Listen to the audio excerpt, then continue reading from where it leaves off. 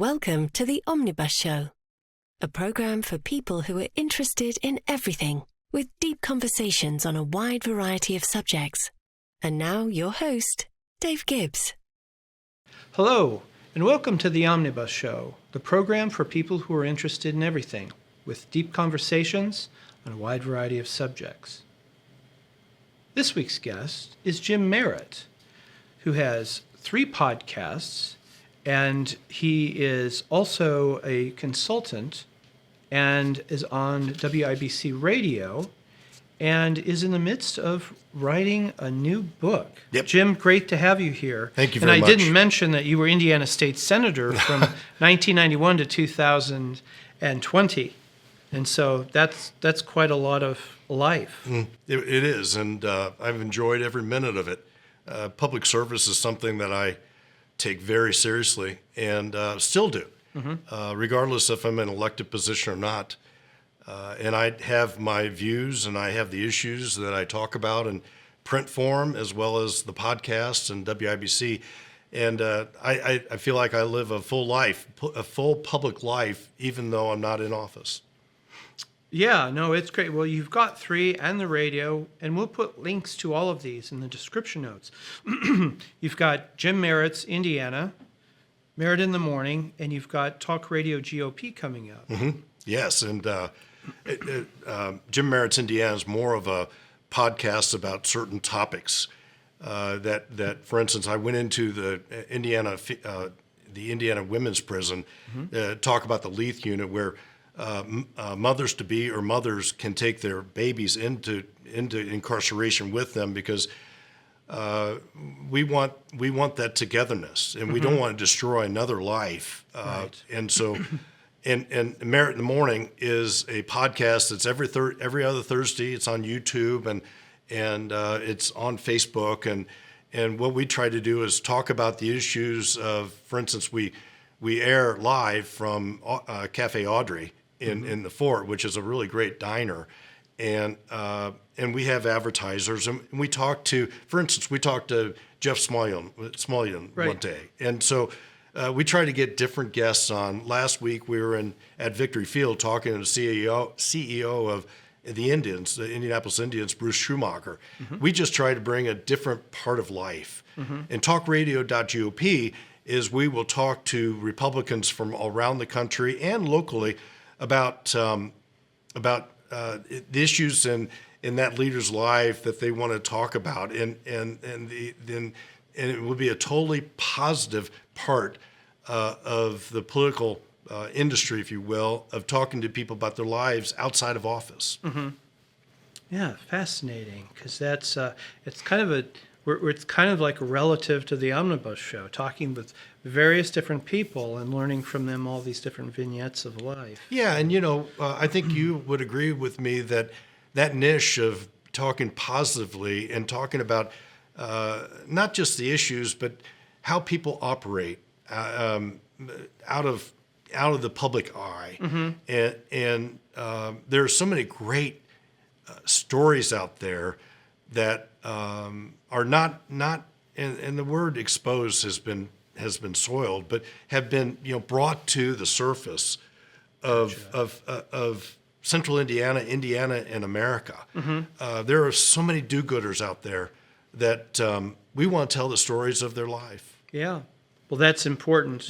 You can get overloaded by all the negative stuff, which I think tends to, if it bleeds, it leads. Yes, and I think that's really soiled politics, and really the public discourse right now is there's just the negative sells. And what we're going to be trying to do with talkradio.gop is to add a different slice of life there, just like you try to do on this program. Thank you. Yeah, it's. I think that's a critical thing. And on your in the morning, Merritt in the Morning. Yes, Merritt in the Morning. We try to talk to people who you may or may not know. We're going to have hopefully the mayor of Lawrence on sometime this year. We had the mayor of Marion. We have candidates. It can be political. It can be all sorts of different individuals who have some story to tell. And it's been fun. And the people at Cafe Audrey, the doors slam, you hear glasses, people pouring coffee. Ambient sound back there. It's just the public life. And you forgot to pay your bill. Yeah. We haven't had that situation yet, but it's we had Greg Doyle from the Indianapolis Star on, and it just slices of life that you may not hear about. Yeah, no, that's very good. You interviewing Gwendolyn from Cake Bake was a wonderful show, well, thank you. And that's what we want to lurch towards, is having personalities on there that you really don't know their backstory, telling a story about a backstory. Yeah, and these are going to be great time capsules as well. Yeah.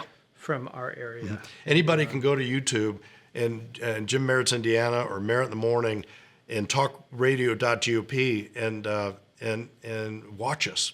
Yeah, and again, I'll put the links in the description for you. We're going to end this chapter, and we'll start the new chapter with discussion moving in towards the politics. You were the state senator from 1991 to 2020, and in District 31, your area was northwest Marion County and southeast Hamilton County. Northeastern Marion County. Did I say northeastern? Yeah. But southeastern Hamilton County. Southeastern. Yes, and I became a state senator in November 1990. And left in 2020, stepped away from the Senate, and it was quite a ride. I authored the Kids First License Plate. That was my idea.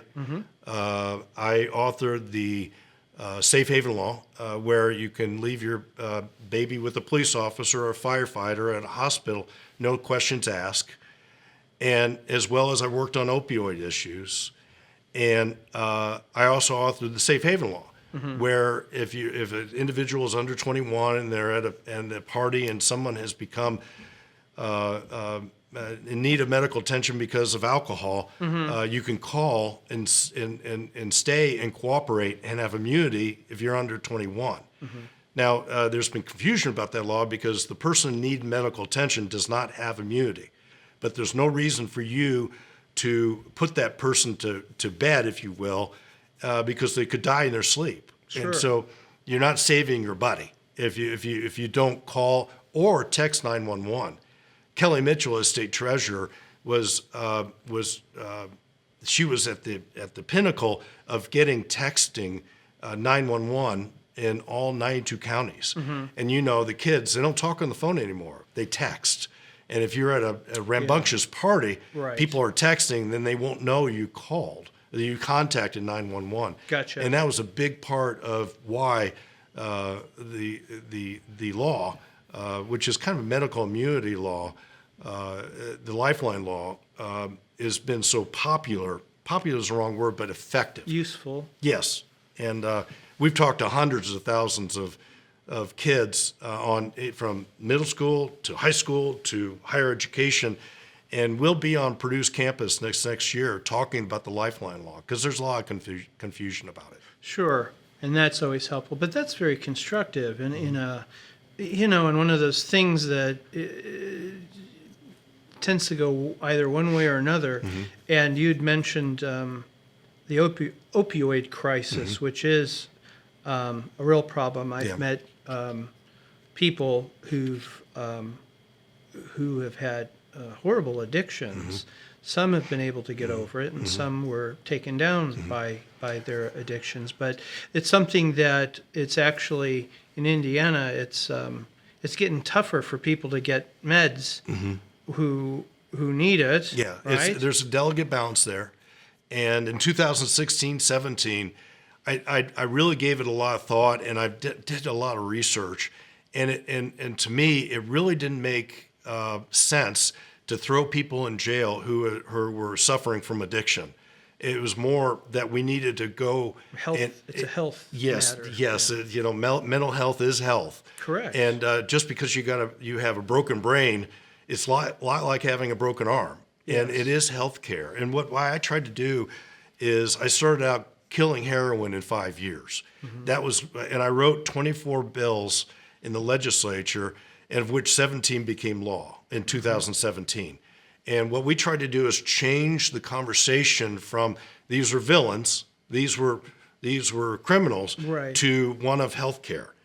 And they have continued that mindset, if you will, in the legislature since I left. And I think of it as being a real something I'm very proud of, the accomplishment we did. And there are more services out there. There are more places, recovery. There are more places where people can go and seek help, and when they're suffering from addiction.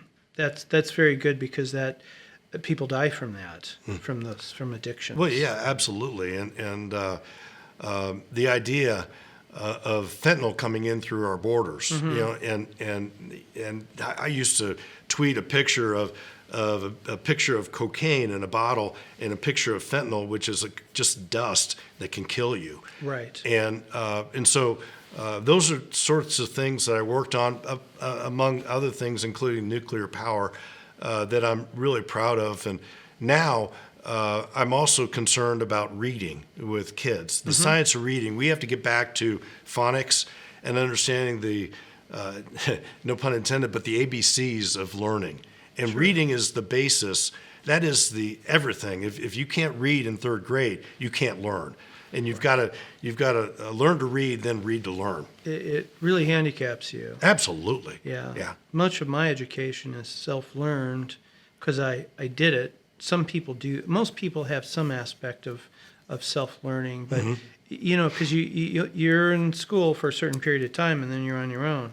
And the key is, and that's the purpose of this show, is to keep learning. Yes. And so, because you need to always be active in that educational part. Well, to finish off this chapter, Jim, because of all you've gone through, and thank you for sharing your time in the state Senate, how has Indiana changed in terms of from the State House?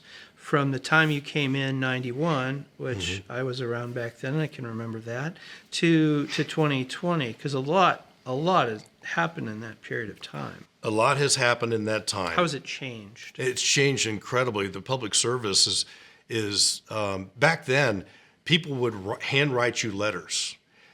People would call you on the telephone. We'd have a phone center, and you'd have pink sheets of calls that you return. Yes. And you scroll forward 30 years, and now there are no phone calls. There are no handwritten letters. There are emails, and there are texts, and there are social media postings about you. And it's kind of a microwave society. It's instant messaging, and you have to change. And I will say this, that when I started in January of 1991 all the way to 2020, that if I got a call on the phone, I would call you back. If I got a handwritten letter, I'd handwrite it back. Wow. If you sent something negative to me about something, I'd punch you back. Yeah, well, no, what I would do is I would, yeah, I know, but what I would do is I would Xerox that letter, and I would go knock on their door, because we had their address. Oh, that's brassy. Yeah, and I would say to them, and they would answer the door. I'll give you an example. There's a fellow who it was in the Geist area. He went to the grocery store, and the girl down the street was the cash register lady, and she was like 19 or 20 or 21. And it was back when you had to show ID. You had to be at least 40 without ID to buy alcohol. I don't know if you remember that, but 40? 40. And so he had a problem with that. And so within 25 minutes of driving from the State House, I was at his door. His screen door was open, but his storm door wasn't. His screen door was open, his storm door wasn't. And I knocked on it, and I said, I just got your call, or whatever message it was. And it was a handwritten letter. And I said, I want to talk to you about this. And he was stunned. He said, well, you want to come in and talk about it? We sat and talked for 15, 16 minutes. And I conveyed why we had done it. Probably going to have to nuance that law a little bit, of which we did. Sure. And that's the kind of public service people demand. I think they should demand from us. Yeah, of course. From us then. And so that personal face-to-face conversations have lost. And people, when they push that button to send a message over the internet on social media to your locally state senator, representative, member of Congress, they don't think Jim Merritt's going to read that. But I read every one of them, and they got a response from my office or me back. It just depended on how personal it was. And so I think that's public service, and I think that should never die. Gotcha. Oh, that's really good. It reminds me of my brother John when he moved to Indianapolis after IU. He worked at the State House, and one of his jobs was writing the bill summaries. Yeah. And that's quite a job. I remember him telling me about that. Yeah, and it's like some people, that's what you got. They didn't read the whole bill. No, they didn't read the bill. They just read the summary. They read the summary. And that's, you better be a good writer. Yeah, people depend, because there are so many bills, and in long sessions that they'll have coming up this next in 2025. Yes. They'll have 1,000 bills that are filed, and so half of those are from the Senate, and a lot of the members have to rely on that bill summary. They can't read all the bills, and that bill summary is important. Yes. Yeah, that would be. Well, thank you, Jim. We're going to take a break right now, and we'll come back with Chapter 2 with Jim Merritt on the Omnibus Show.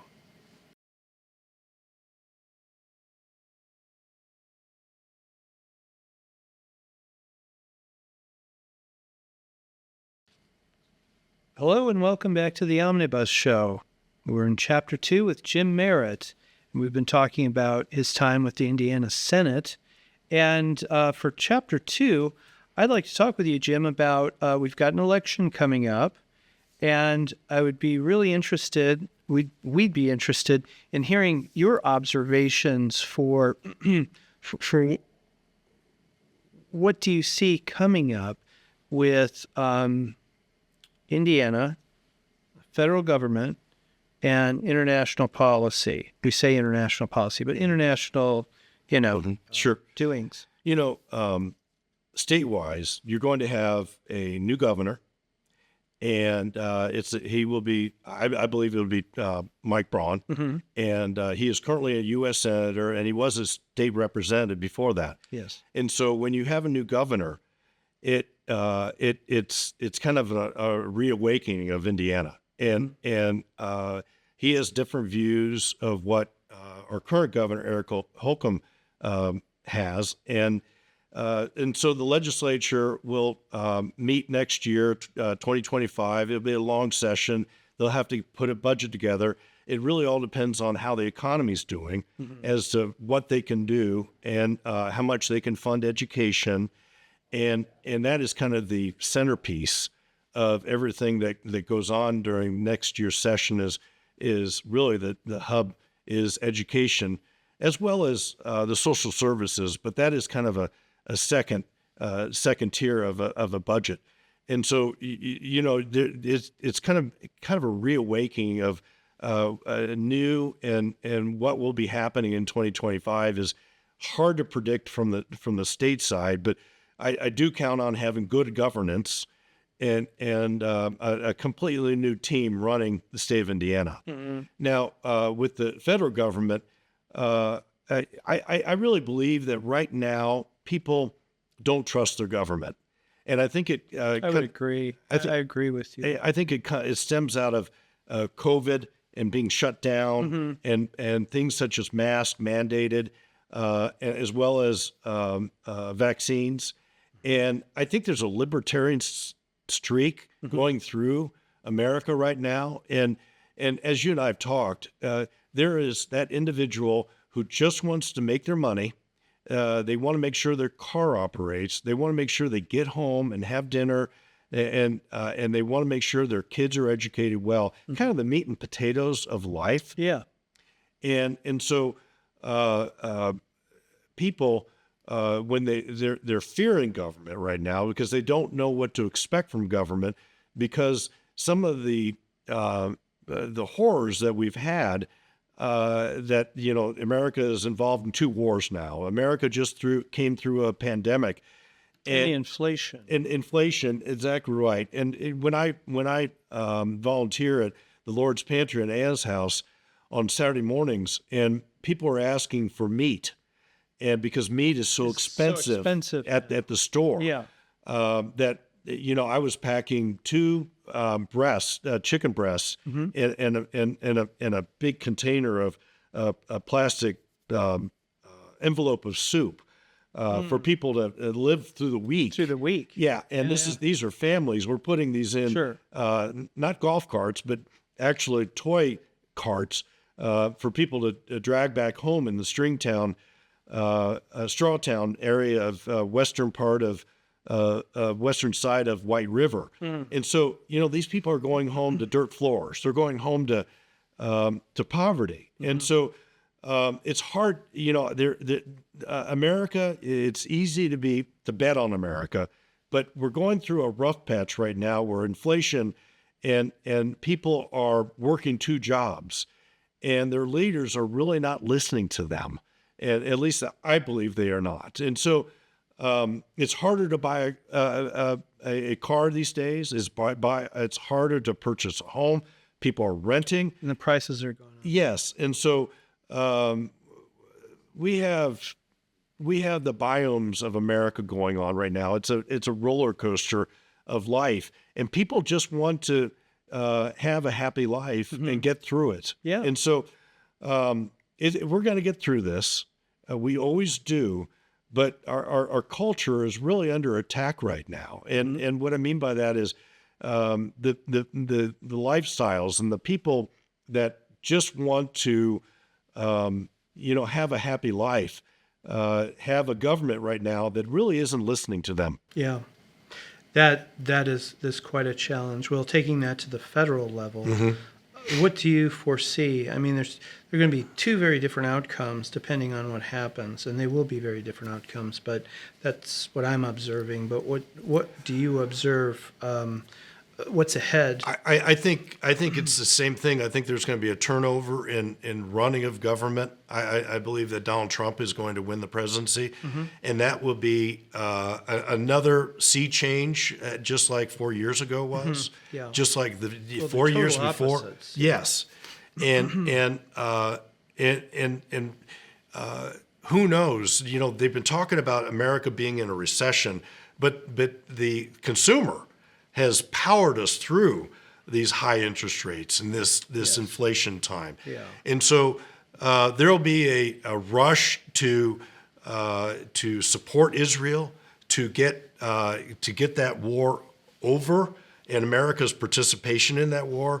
There will be a rush to get through the Ukrainian conflict or war with Russia.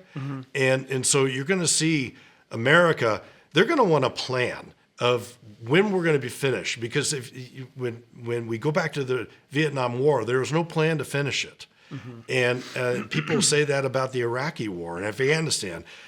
People will have very little patience to be a part of these wars, like we were Afghanistan for 20 years. Yeah. That America does not have the patience anymore, right? And they want a plan of the treasures that we are spending to participate in those.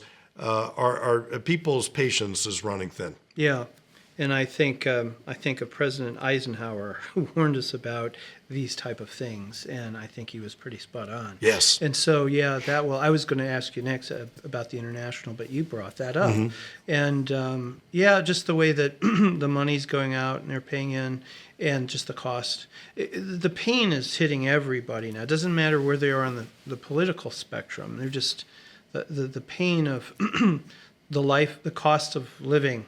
You can't pick something up at the grocery without it being $5. And you mean just an item? An item. Yeah. And these individuals who come up to this back door, and I'm glad I do this every Saturday morning, and they come up and they're just appreciative that they get a six-pack of sparkling water, and they get a bag of bananas, they get a bag of potatoes, they get a loaf of bread.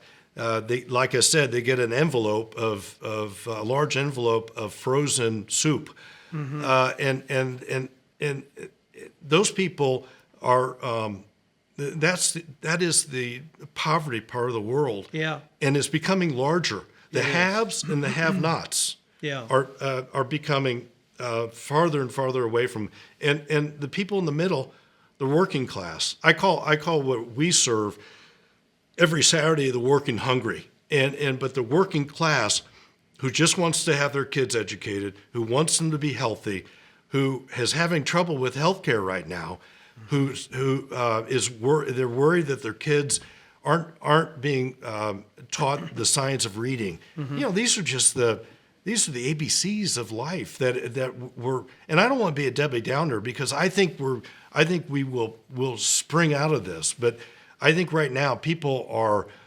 negative and we want positive, and that's what I try to work on is the positive by understanding the negative. Sure. Well, thank you very much for that insight. And then now to move on to, you have a book coming out. I do. That you were going to be talking about, or writing about, I should say, something near and dear to you. Could you tell us about that? There is no after action report from COVID. That pandemic went on and roiled. It struck horror in the lives of people in this country. And if you scroll back 100 years, back to the Spanish flu, they kind of hid that as well. And so what I'm doing is I'm comparing the Spanish flu and the run-up through the American century, the 20th century, of how a medical industry, how science has improved all the way to 2020. And we seem to throw that away in early 2020. And there's no commission, there's no after-action report, there's nothing that tells us what went right and what went wrong in COVID-19. And so what this does is it talks about all the rights and what happened that was wrong, and I'll come at the end of it offering solutions as to how we can prevent it, because more than likely, if you look at our history, there will be another pandemic. And so, and when that happens, the history of viruses, yeah, right? absolutely, they sort of have a life. But government and science has lost the trust of the American people. If we had a pandemic right now in 2024, no one would listen. There wouldn't be a shutdown. There wouldn't be masks. People wouldn't take the vaccine because there's just no trust in government, and there's no trust in science right now. And so, this book will have suggestions on how we can make sure that everybody has health care, not in a governmental sense, but we will focus on telehealth, which became a big thing in the pandemic, and how we need broadband in all corners of Indiana so we can have telehealth. And so there's just going to be a lot of solutions that go forward that will help us identify what is, when we have this pandemic, what is actually truthful about what is wrong with America and how we're going to fix it, and so people can believe going forward and follow our leaders, because right now that's vacant. Yeah. And what will be a challenge in the future is that I'm thinking about, when you talk about health care, if I was in politics, it's kind of walking right down the middle of the battlefield, but there is a need for basic health care. I'm not in socialized medicine. There is a way to do it. You know, we have all that money going out to all these other countries for various and sundry reasons. If that could be directed in a way that what people invest in, that actually we need a third party group that's not bought, that could help with a basic health care. Right. Well, one of the problems with Indiana is we're an urban state, like Indianapolis, but we're rural state. Rural state. Yeah. And in the rural areas, they're having a hard time educating their kids because it's not a one-room schoolhouse, but they're having trouble getting teachers out there to teach. Like doctors. Yes. Doctors don't want to go out. Right. And that's the same with urban. healthcare. Yeah.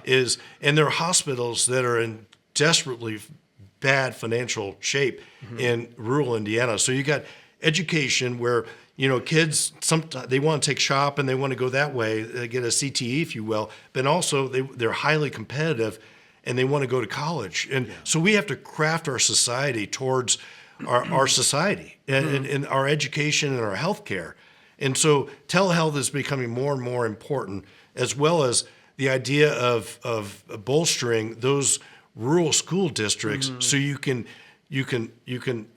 give a student a dream of going to college or a dream of having a technical degree. And so it goes back to the haves and the have-nots. And what I want is, at the end of this book, Lessons Learned, this is what we learned from the Spanish flu. This is what we learned from COVID-19. And how we go forward, let's be prepared. Let's look in front of our headlights, be able to look in front of our headlights. So when the disaster happens, we can, our people, our Americans are armed going in the future. Gotcha. Armed meaning with knowledge Sure. and with how they can react. Yeah, they're informed. Yes, they can respond. They know how to respond to these things. One last question on that, because you talked about education.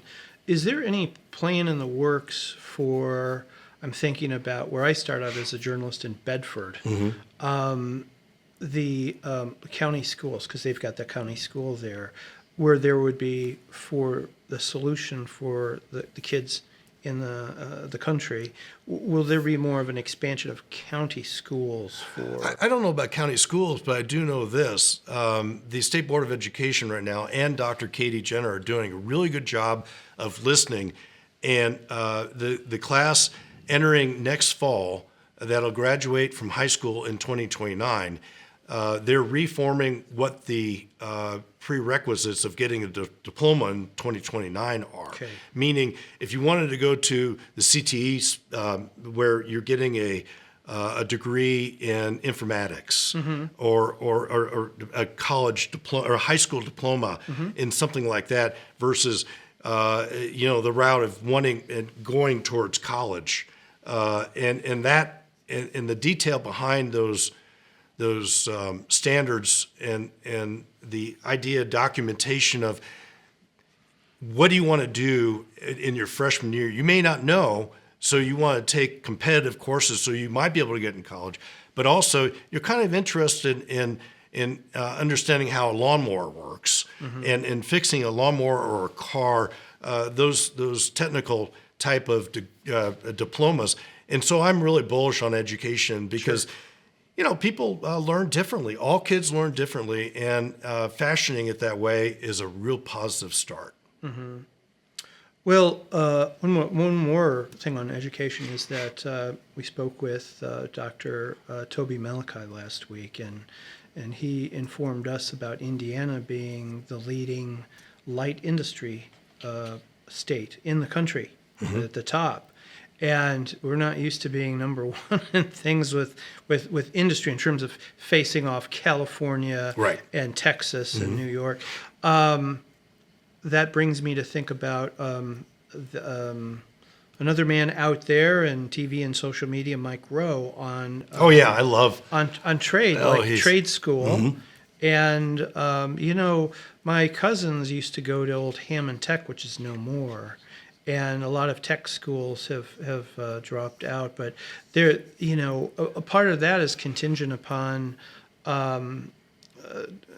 manufacturing returning to the country, but also there's always a need for electricians and for people who are like plumbers, and people who are doing the real strong, important labor infrastructure stuff. Any thoughts on that? Well, you can't pick up an IBJ or an Indianapolis Star when they're not talking about new data centers. They're talking about battery plants, and there's just Indiana, the Indiana Economic Development Corporation is doing a very good job of bringing jobs to our state. It's going to tax the water supply. It's going to tax the power, if you will, the energy supply, and we have to continually think about small modular reactors and the idea of understanding where our water supply is. But I'm bullish on the fact. I think it's a fact that Indiana is prime for growth, and it being light industry or any other industry. The trades. Yes, I think that we will continue to have those needs, and Indiana is growing now, and that will continue regardless of who's governor. Well, thank you, Jim. Now, to finish, you've told us about your book. Please share with us anything else coming up that we should share with the audience. Well, by the end of the year, I'll be a grandfather of 6. Congratulations. Thank you. And I live in Carmel, Indiana, and I enjoy those 3 podcasts. I've got my consulting company, got a book in the works, and I like volunteering. And my interest right now is reentry for those that are leaving prison. Energy, as I spoke about with small modular reactors, the science of reading. Hunger is something I've worked on, and I have full knowledge of the straits that people are trying to navigate through that have less than most. And so I work on a lot of different issues and enjoy every minute of it. That's great. Well, Jim, thank you very much. Thank you. It's been great having you on the show. Yeah. And that's it for this episode of the Omnibus Show. We'd like to thank our sponsor, Hotel Carmichael. We're recording today at Feinstein's. We look forward to being with you on the next episode of the Omnibus Show. If you enjoyed this program, please like, share, and subscribe to continue the conversation. For the Omnibus Show newsletter, please sign up at theomnibusshow.com.